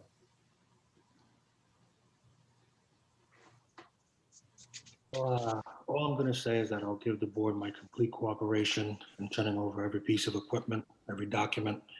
And I want the board to know that it has my complete transparency in turning every single piece of relevant information over. Thank you. Thank you, Jose. Question on the floor? I'm sorry. I'm sorry, was that Ms. Deb? Yep, it's Ms. Deb. Can you hear me? Yep, go right ahead. Okay. I understand that you said you're not available for this month, for Monday coming. Here's my question. Our initial plan and process is every third Wednesday or Thursday of the month, Wednesday of the month, which would have been November 18th. Yeah. This was called an emergency meeting. Yeah. Is any board members available for the 18th so we can discuss that process? Yeah. And when Mr. Jose said he's willing to turn over everything that he had to the board, that goes to you. If I'm not misunderstanding, Mr. Nick. I believe that is Does it correct. go To myself and the vice okay. chair. Yourself Ms. and the Deb, vice chair. So my question is there any availability for the 18th? And it will be a long session, Right. but it will be a quick session so we know what next step is to answer what Miss Elise, if I'm saying your name correctly, her question, to answer her question. That's Right. what I'm asking. Thank you. So this is, I think, so Ms. Deb, I'm sorry, I was sorry, just gonna Nick, I don't, we have a 48-hour window to get an agenda to the Secretary of State's office. And because we focused on this meeting, we didn't necessarily have one ready for Wednesday. So even if we did put one together tonight, we still wouldn't have enough time to have a open meeting Wednesday night. Jillian, is that correct? yes, that's what I was going to say. You to have a meeting on Wednesday night, you would have had to have posted the agenda tonight by 5 o'clock. So we're not able to have a meeting on this coming Wednesday night. No. Okay, we're following protocol. Thank you. Susan. Thursday night, I'm just trying to find a night that's not too far in the distant future that we can all get together. This Thursday, not Thanksgiving. I think Thursday would work for me.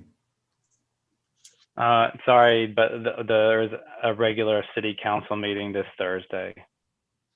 Okay. Can I ask if this, and because I didn't vote for it, is this effective immediately, or is this something where we can plan a transition process? Is there a motion that we have to, like, I'm not sure what the protocol is here. No, that's a good point.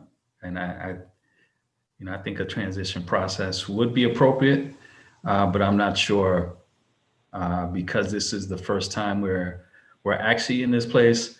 I'm not really sure what the next steps would be, and would have to rely on legal counsel and perhaps even the city's human resource department. My suggestion, Mr. I mean, allow legal counsel to review and maybe send out an email tomorrow as to, because I think to spring this on at this time of the evening about what's to be done, if she doesn't know offhand, I think giving her that time to review. After that email, we can then try to make a determination, I believe, as to when we're going to get together to figure things out.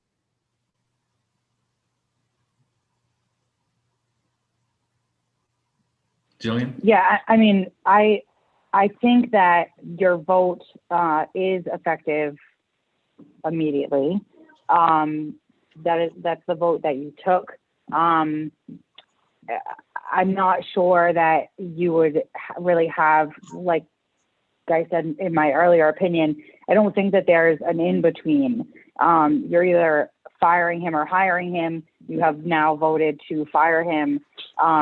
I think that, he did indicate that he would be available and willing to participate in a transition to another executive director. So I think what you should do is try to get a meeting scheduled whereby you can start that process over in hiring a new executive director. Insofar as things that are already pending, the board doesn't need the executive director to complete the investigations that are already pending. But I think that we should address those at a separate meeting on a separate agenda item, just because we're starting to run afoul of what is on the agenda. So I don't really think that we should talk about next steps before we have another meeting scheduled.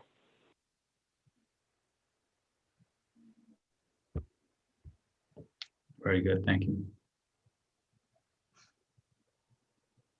All right, so I guess the best thing to do is to try to coordinate via email once we're done with this meeting to see when we can all get together again to create a contingency and also to move forward with a search for an executive director for PERA.